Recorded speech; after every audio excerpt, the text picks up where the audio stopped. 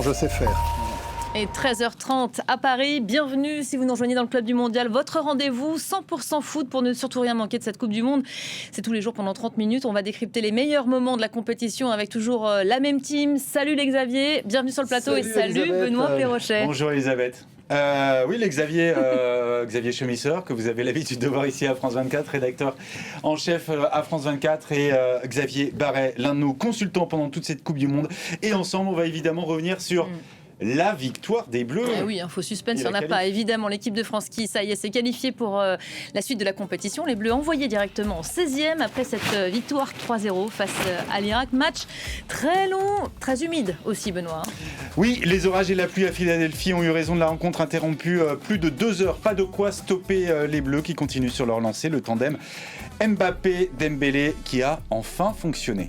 La prochaine étape, donc maintenant pour les Français, ce sera le match de vendredi face à la Norvège. Les Norvégiens qui ont composté eux aussi hier soir leur billet pour les 16e, doublé d'Erling Haaland face à un Sénégal résistant qui s'incline 3-2.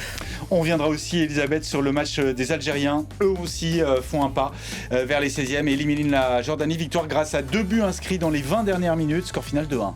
Et puis enfin, comme chaque jour, on ira voir du côté des réseaux ce qui fait vibrer la toile et beaucoup d'humour après cette longue nuit devant les écrans.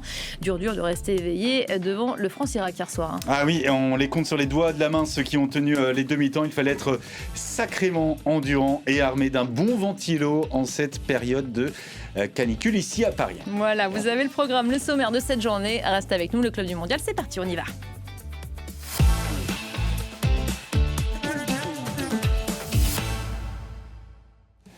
Allez, c'est l'image de la journée publiée sur le compte de l'équipe de France. On va la décrypter, cette photo, parce qu'on y voit beaucoup de choses. Première info, les Bleus qualifiés donc pour les 16e de finale. Kylian Mbappé, auteur d'un doublé au premier plan.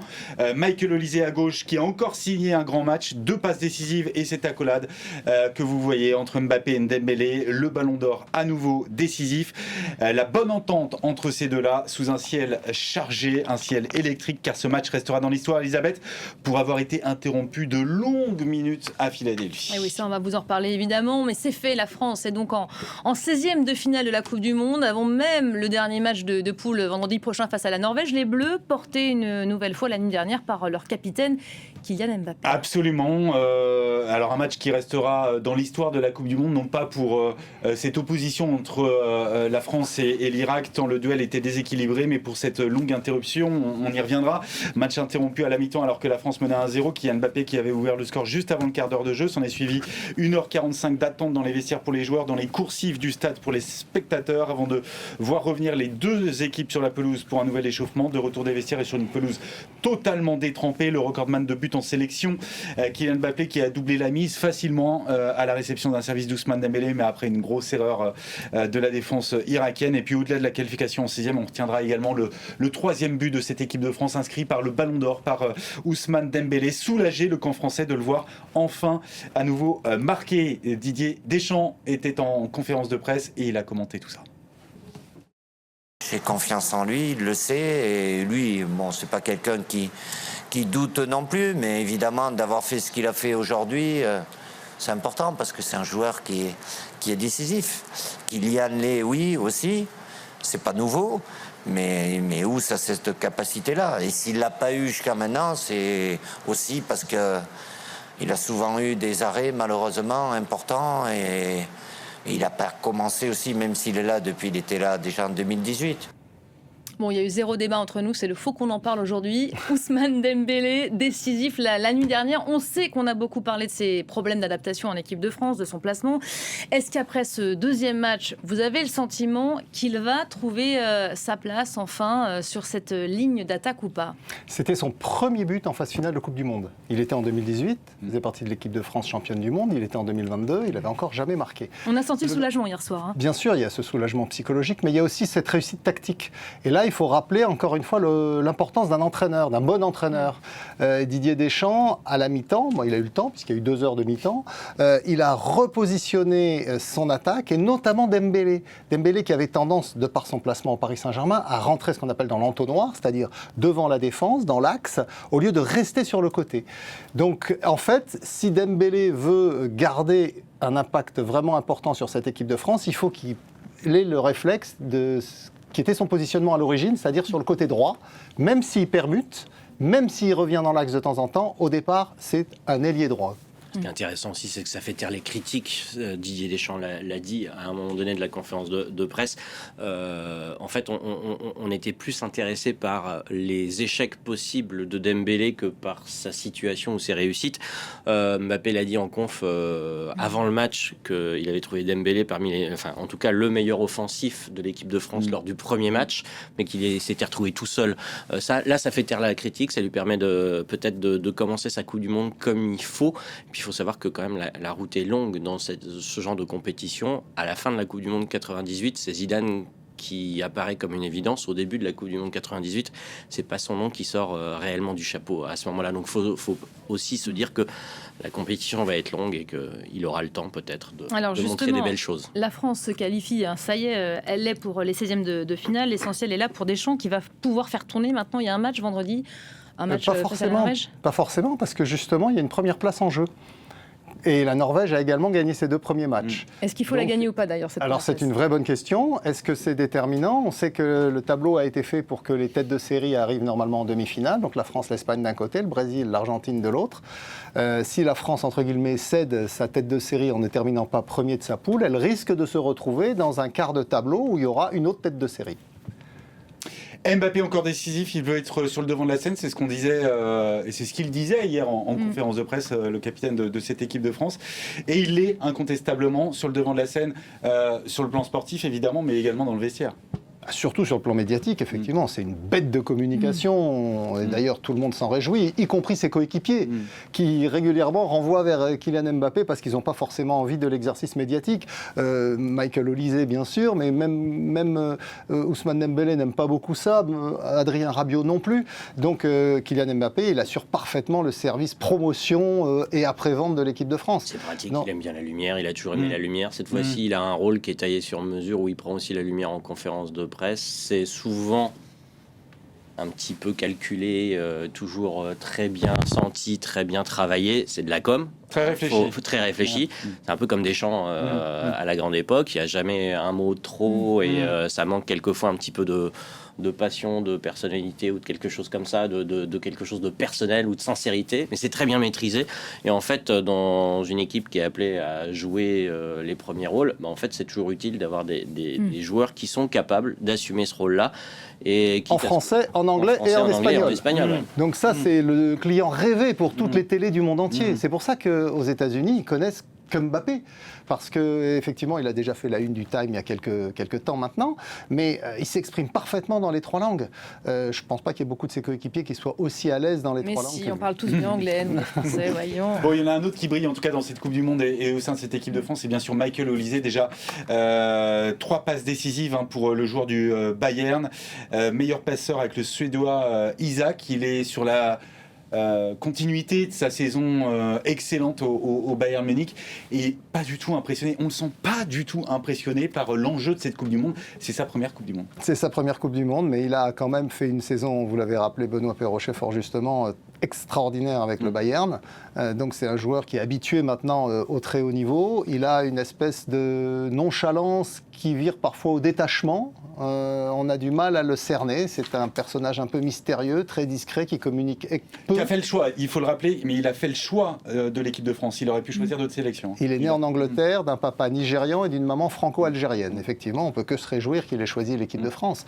Et surtout, Didier Deschamps, encore une fois, a été un très bon scout, un très bon recruteur, parce qu'il fallait envisager la succession d'Antoine Griezmann. Et pas grand monde à l'époque ne pensait à Olise quand lui, il est allé le chercher.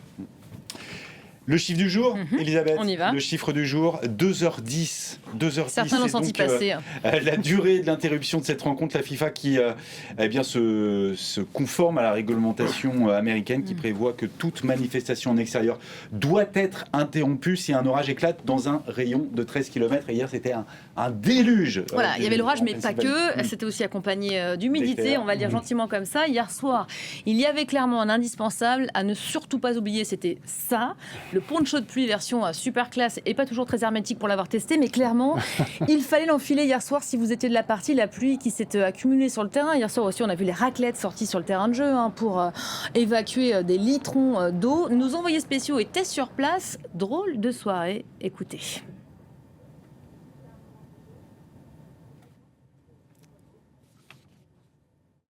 Un match de football dure en théorie 90 minutes, sauf qu'ici, à Philadelphie, il a duré près de 3h50 entre la France et l'Irak. Scénario totalement inédit dans l'histoire de la Coupe du Monde. Comme prévu, des orages ont éclaté durant ce match et on a appliqué le protocole très strict de sécurité. Je vous le rappelle, dans une rencontre sportive, si un éclair est détecté dans un rayon de 13 km autour de l'enceinte, on évacue les tribunes, les joueurs rentrent au vestiaire, se mettent à l'abri et on attend que la météo s'améliore. Et en l'occurrence, ici, on a sans cesse repoussé ce délai de 30 minutes jusqu'à atteindre plus de 2h30 d'interruption. Donc, entre la France et l'Irak, comment ça s'est passé? Ça s'est passé en fait à l'approche de la mi-temps où le déluge s'est abattu sur le stade, les éclairs sont apparus et les spectateurs ont donc dû attendre dans les couloirs de l'enceinte. Plus de 60 000 personnes qui se sont mises à l'abri. Les joueurs sont partis au vestiaire et c'était d'ailleurs une aubaine pour les stands de restauration qui ont fonctionné à plein régime durant cette interruption. C'était vraiment une situation très cocasse, vraiment très inattendue où même nous, en tant que médias, c'était compliqué de savoir ce qui allait se passer. Est-ce que le match allait reprendre? Dans combien de temps il allait reprendre? On a vu beaucoup de spectateurs d'ailleurs quitter l'enceinte finalement, lassés d'attendre la reprise du match. C'est des spectateurs américains notamment, puisque les supporters de l'équipe de France venus d'Europe et les Irakiens, vous vous en doutez bien, qui sont restés jusqu'au coup de sifflet final de cette rencontre. Mais beaucoup de supporters sont partis avant la fin, lassés évidemment par la pluie qui n'arrêtait pas de tomber et par le temps d'attente qui pouvait s'avérer indéfini, puisqu'on le rappelle, l'an dernier lors de la Coupe du Monde des clubs, la rencontre entre Chelsea et Benfica avait été interrompue pendant plus de 4h30. On n'a pas atteint ce record, mais on a quand même attendu longtemps avant de voir l'équipe de France l'emporter contre l'Irak et être qualifiée officiellement pour les 16e de finale. Qu'est-ce qu'ils ont fait pendant 2 heures, les joueurs? Ils ont tué le temps. On était en studio, nous, à RFI, parce qu'on a assuré la continuité de l'antenne pendant ce temps-là. Et effectivement, avec les envoyés spéciaux d'RFI, on était à savoir qu'est-ce qu'ils font les Bleus. Et a priori, ils étaient dans le vestiaire en train de se détendre. Et puis après, comme il y avait une première alerte de reprise, parce que normalement, c'était une interruption pour 30 minutes. Et puis ça a été reprolongé, Donc, ils sont revenus dans le couloir. Et puis, ils commençaient à s'échauffer, à jouer avec le ballon, parce que ça les démangeait. D'ailleurs, on l'a vu, ils ont repris cette deuxième période avec beaucoup d'entrain. Alors justement, c'est une pause qui a plus ou moins plu à certains. Mention spéciale, on tenait à le dire ici, aux kids qui étaient sur place et qui ont toujours de l'inspiration pour tuer le temps. Je vous laisse découvrir cette séquence recueillie par nos envoyés spéciaux.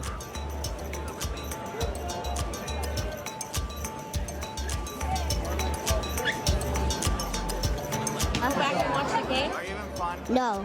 You want to stay here and play soccer? Yeah. I want to play soccer here. Voilà, je crois même que quand il fallait retourner dans les tribunes, il ne voulait plus s'arrêter le petit. Voilà, ça c'est la joie des enfants, des mini-supporters. L'autre match de ce groupe I, on en parle peut-être Benoît, la Norvège valide également sa place en 16e. Pour le Sénégal, ce sera beaucoup plus difficile en revanche. Oui, mais le Sénégal, même si ça ne consolera personne à Dakar, a fait preuve de caractère quand même dans cette rencontre, mené 3-0 par la Norvège avec Erling Haaland qui a comme Mbappé inscrit un doublé. C'est Marcus Pedersen qui avait ouvert le score juste avant la mi-temps. La réaction des Lions en deuxième période avec là encore un doublé, celui d'Ismail Assar. Les hommes de Pape Thiaw qui auraient même pu peut-être arracher l'égalisation. Il y a eu une occasion dans les arrêts de jeu de la rencontre. Tout n'est pas perdu pour les Sénégalais. Ils devront impérativement, la victoire elle est impérative et la victoire large face à l'Irak pour le dernier match de groupe pour espérer passer parmi les meilleurs troisièmes. On va écouter tout de suite le milieu de terrain justement des Lions, Idrissa Gueye. Je pense que ça, c'est le rôle du staff, de bien analyser le match et de prendre les décisions. Et nous, on est des joueurs, on est sur le terrain, on est prêt à tout donner sur le terrain et à se sacrifier pour notre équipe. Maintenant, voilà, en ce moment, ça ne marche pas pour nous. Et l'heure n'est pas au bilan, rien n'est encore fini. À nous de faire ce qu'il faut pour le dernier match pour espérer une qualification. Allez, le point de ce groupe I, la France qui passe en tête du groupe devant la Norvège grâce à une meilleure différence de but. Et vous le voyez, le Sénégal qui occupe cette troisième place. Match décisif face donc à l'Irak ce week-end pour les Sénégalais. Des questions qui se posent aujourd'hui. Kylian Mbappé face à Erling Haaland pour la première place du groupe. On en parlait déjà tout à l'heure. Est-ce qu'il a faut ou pas cette première place ? Oui, si vous regardez le tableau, normalement, il vaut mieux que l'équipe de France finisse première parce que ça vous donne de la confiance. Et puis, de toute façon, un jour ou l'autre, vous devez de toute façon battre des grosses équipes, que ce soit d'un côté ou de l'autre du tableau. Alors, bien sûr, là, il y aurait l'Allemagne dès les Ça se vaut pour la suite, vraiment ? Il y aurait l'Allemagne dès les huitièmes de finale et les Pays-Bas en quart de finale, puis l'Espagne en demi-finale. En fait, c'est un gros tableau. De ce côté-là, c'est plus difficile que de l'autre côté. C'est un gros tableau. Mais bon, après, vous ne pouvez pas spéculer en vous disant ça va finir comme ça. Parce qu'il peut y avoir des résultats de dernière minute et ça change. Et puis, quand ça change, vous vous dites, oui, ils vous ont voulu jouer au plus malin. Et puis, finalement, ils se font avoir. C'est bien fait pour eux. C'est en général la réaction des gens. Donc, il vaut mieux finir premier, être sûr de soi. Et puis, même si le tableau est plus difficile. Bon, c'est cruel quand même pour le Sénégal. On revient sur le Sénégal qui tient tête au gros, mais qui n'y arrive pas dans cette compétition. Ça semble vraiment compromis, Xavier, pour la qualif. C'est difficile, et puis c'est difficile, oui, parce qu'il y a deux Xavier. Il y a deux Xavier. C'est difficile. Xavier c'est Lavesse. difficile parce que déjà, je pense, Xavier, tu vas revenir sur les erreurs de coaching. Moi, je vais revenir sur une erreur. C'est Koulibaly. C'est un défenseur majeur qui a été brillant pendant des années, qui sort de blessure et qui revient, mais qui revient avec une caravane dans le dos. Franchement, il n'a pas sa place, il n'est pas au niveau. Je pense que n'importe quel défenseur remplaçant du Sénégal est largement au-dessus. C'est lui qui donne la balle sur le premier but. Il est à la rue totale sur les deux autres. En fait, ça fait de la peine, très sincèrement. Et puis, il y a quand même un joueur qui a impressionné sur ce match, c'est Sarr, qui est quelquefois un peu énervant parce qu'il est très rapide, très fort, mais quelquefois, il oublie d'être décisif. Là, il a été décisif 2 fois et c'est lui qui sonne la révolte du côté sénégalais. Donc ça, c'est une satisfaction. Mais Koulibaly, la défense, franchement, c'est un naufrage. Sarr, c'est pas une révélation. Il avait été déjà l'homme clé des succès du Sénégal en 2022 au Qatar, où pour la deuxième fois de son histoire, le Sénégal était sorti des poules et était allé en 8e de finale contre l'Angleterre. Alors que Sadio Mané n'était pas à cette Coupe du Monde. On l'oublie souvent, il était blessé, il était forfait. C'est Ismaïla Sarr qui était le meneur de l'attaque. En revanche, c'est vrai que ces joueurs, ils ont 4 ans de plus. Et donc, on le voit pour Khalilou Koulibaly, c'est effectivement très compliqué. Et il avait déjà été assez médiocre contre la France. Et là, ça a tellement sauté aux yeux que Pape Thiaw, l'entraîneur, a fini par le sortir alors que c'est son capitaine. Il l'a sorti en deuxième période.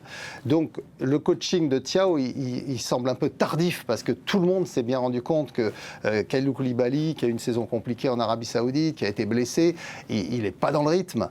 Et dans ce cas-là, bien, un coach, il doit être capable à un moment ou à un autre de dire à son capitaine, surtout que c'est quelqu'un avec une personnalité extrêmement aimable, de lui dire écoute, il faut qu'on s'organise autrement. Donc il l'a fait, mais un peu tardivement. Maintenant, le Sénégal est dans l'obligation de gagner ce dernier match. On revient sur un autre match qui avait lieu hier soir. Il y a beaucoup de maillots algériens qui sont sortis aujourd'hui, et pour cause, Algérie renversante hier soir face à la Jordanie. Après la gifle reçue la semaine dernière face à l'Argentine, l'Algérie qui retrouve le sourire, même si encore une fois ça n'a pas été simple face à la Jordanie qui, elle, dispute sa première Coupe du Monde. Et ces Jordaniens qui ont mené au score jusqu'à 20 minutes de la fin du temps réglementaire, et ce sont finalement Nadir Ben Bouali et Amine Gouiri qui ont permis au Fennec de revenir au score puis de l'emporter. Première victoire en Coupe du Monde pour les Algériens depuis 2014. Mais on sent qu'il y a encore beaucoup de choses à améliorer au sein de cette équipe algérienne. Oui, mais le coaching de Vladimir Petkovic a été intéressant parce que cette équipe de Jordanie, qu'on ne connaît pas trop au niveau mondial, elle est vice-championne d'Asie quand même. Ils ont été en finale de la dernière Coupe d'Asie. C'est une équipe qui est connue pour sa défense de fer, hyper rigoureuse. Et donc les Algériens se sont heurtés à cette défense pendant 70 minutes. Et finalement, ils ont trouvé l'ouverture. Pourquoi ? Parce qu'il y a eu une redistribution des rôles organisée par le coach Petkovic. Et normalement, il n'a pas hésité à faire sortir son duo de récupérateurs Zerouki Boudaoui et à faire rentrer le vieux Nabil Bentaleb, qu'on connaît bien en France puisqu'il joue à Lille, pour redonner du dynamisme à cette formation. Et à l'arrivée, l'Algérie s'impose 2-1. Donc ça lui permet de jouer la qualif directe pour les 16e de finale lors du prochain match contre l'Autriche, qui sera une finale pour la 2e place de ce groupe. Et on va parler, il y a une revanche à prendre aussi, Xavier, pour les Algériens face à l'Autriche. On se souvient évidemment de la Coupe du Monde 82, le fameux match de la honte. Ouais, c'est la séquence Cybernatus, le pas de côté, le coup d'œil dans le rétro, les histoires du père Castor, les 3e rencontres. des matchs de poule, vous le voyez maintenant, et se jouent simultanément à la même heure en Coupe du Monde depuis la Coupe du Monde 86. Et vous avez raison, ça a une histoire. C'est la conséquence d'un match qui s'est joué 4 ans plus tôt, le 25 juin 82. L'Allemagne contre l'Autriche s'affrontent, et s'affrontent, c'est un bien grand mot, parce qu'en fait, une défaite de l'Autriche 1-0 contre l'Allemagne, eh bien, ça qualifie l'Autriche et ça qualifie l'Allemagne. Et bien, vous avez rigolé. Au bout de 11 minutes, boum, l'Allemagne, elle mène 1-0. Ça fait les affaires de tout le monde. Et bien, derrière, qu'est-ce qui se passe? Eh bien, rien, justement. Il ne se passe rien pendant 80 minutes. Ça peut être long, 80 minutes. Et résultat, on a appelé ça le match de la honte. Alors, en Allemagne, ça a été le Nicht-Angriff-Pakt, le pacte de non-attaque. Et puis, c'est devenu le Schande von Giron, la honte de Giron, c'est l'expression qui va rester. Et ce match, il va changer la face déjà du Mondial 82, parce que l'Algérie, qui avait battu l'Allemagne et le Chili, eh bien, passe à la trappe. C'est un traumatisme pour les Algériens de Madjer et de Belloumi, qui avaient réussi une très belle rencontre face aux Allemands. C'est un traumatisme donc pour les Algériens qui sont un petit peu énervés quand on leur parle de match de la honte possible entre l'Algérie et l'Autriche lors de la prochaine journée. Ça va changer la face du Mondial aussi, parce que les Algériens sont éliminés, mais les Allemands vont poursuivre leur route, et puis derrière, en fait, eh bien, les Allemands, ils vont battre les Français en demi-finale à Séville, et puis ils vont aller jusqu'au sacre, et voilà, comme quoi, eh bien, ce match aura des conséquences derrière. Eh bien, ça fait jurisprudence. Tous les matchs de poule se jouent en même temps, les derniers matchs de poule, pour pas qu'un match de la honte ne soit de retour.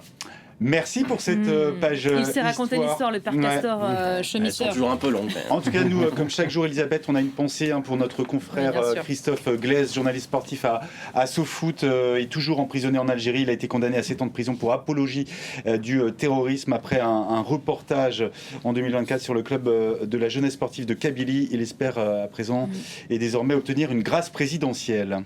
Un mot quand même de Lionel Messi, qui entre encore plus dans la légende, mais je crois qu'on n'a pas fini de la dire, cette phrase. Oui, c'est Kylian Mbappé et Erling Haaland ont inscrit un doublé. Il ne pouvait pas en être autrement pour Lionel Messi, qui en est désormais à 5 réalisations dans cette Coupe du Monde. Unique buteur sur ces 2 matchs pour l'Albi Céleste, capitaine qui guide cette sélection. Lionel Messi qui efface donc des tablettes. Miroslav Klose établit un nouveau record, 18 buts inscrits en Coupe du Monde, loin d'être rassasié. Messi qui fêtera ses 39 ans dans 2 jours. L'Argentine qualifiée donc en 16e de finale après cette victoire 2-0 face à l'Autriche. Il fait tout sur le terrain et en dehors du terrain.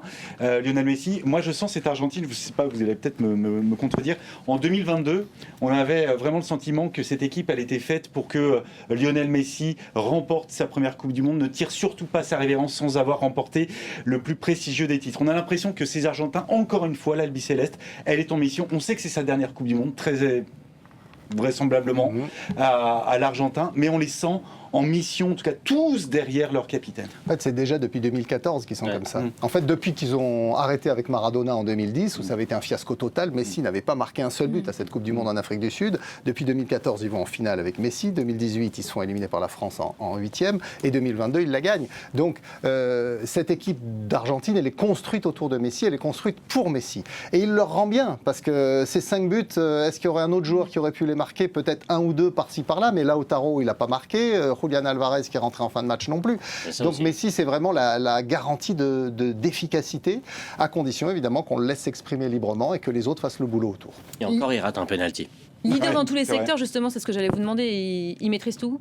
Il maîtrise tout, dans le même temps, alors ce qu'il aide, c'est quand même, maintenant il y a 5 jours entre chaque match, donc ça lui permet quand même de garder du jus, et puis il y a quand même une équipe qui joue totalement pour lui. C'est un peu le cas d'Embélé au PSG, c'est-à-dire quand il y a toute une équipe qui joue pour toi, et que toi t'as plus qu'à être décisif sur certaines accélérations ou sur certains angles, c'est quand même pas mal. Le seul truc, c'est que Messi, il a trouvé des angles pour marquer des buts que peu de gens irait chercher. En tout cas, vous et moi, a priori, non. Donc, c'est un joueur au-dessus du lot. Voilà, là-dessus, il y a un truc, c'est le génie absolu. En ça, il est assez unique. Ça, c'est une évidence. Le point sur ce groupe J, l'Argentine qui est donc qualifiée pour les 16e de finale de cette Coupe du Monde. Autriche, Algérie. Un match qui sera intéressant évidemment à regarder, et la Jordanie donc pour assurer de terminer première de son groupe. Les affiches de demain maintenant, le Portugal, on parlait de Lionel Messi. Le Portugal qui est opposé à l'Ouzbékistan, le Portugal de Cristiano Ronaldo, la Colombie face à la République démocratique du Congo, Angleterre-Ghana, Harry Kane, est-ce qu'il marchera sur les traces de Haaland, de Mbappé? On sait que voilà, les grands, ceux qui étaient attendus, les stars attendues dans ce mondial sont bien présents. Il avait inscrit un doublé pour l'entrée en liste de Three Lions la semaine dernière, Harry Kane. Croatie. Et puis Panama-Croatie, voilà pour le programme de la nuit prochaine. On enchaîne peut-être avec la traîne du mondial, c'est notre séquence désormais incontournable de cette fin de rendez-vous. Le mondial version 2.0, et ce qui fait buzzer aujourd'hui, c'est évidemment ce défi qui a été lancé aux Français hier soir. Tenir et ne surtout pas flancher sur le canapé, n'est-ce pas Xavier? Le coup d'envoi du match était donné déjà à 23h, ça fait quand même tard, demi-temps auquel il fallait ajouter 2h10 de coupure. Rares sont ceux qui ont tenu jusqu'au bout, ce match à rallonge, fin de partie sifflée quand même à 2h48. Du coup réveil très compliqué, on adore ce monsieur. C'est l'histoire de ma vie. J'ai regardé le match jusqu'au bout et je me suis fait 1h30 de trajet pour venir à la rédaction, j'étais en pleine forme et en plus il y avait des trajets. Merci les kids, c'est ça qu'on dit maintenant. Moi je les adore, c'est grâce à eux que voilà. Mais ta chronique était brillante. Ah bah c'est bien ça, je te remercie. Ça a tenu jusqu'au bout et vous étiez... Moi j'étais à RFI juste à côté et on est resté nous pour la deuxième mi-temps de Norvège-Sénégal, donc jusqu'à 4h du mat à l'antenne. Et il est là. Et Benoît, je ne fais pas l'affront de demander s'il a tenu jusqu'au bout. Non, moi aussi, ça fait 2-2. Moi aussi, j'ai flanché. Mais on est là très tôt le matin, c'est pour exactement. ça. C'est déjà fini. C'est déjà terminé. On se retrouve demain, c'est ça? Bien sûr. Voilà. Merci à tous les deux. Merci. Fin de ce numéro du Club du Mondial, évidemment. Restez connectés avec nous. On se retrouve chaque jour à la même heure. C'est 13h30. Maintenant, vous connaissez l'horaire. L'info se poursuit sur France 24, évidemment. La suite de Paris Direct, c'est tout de suite.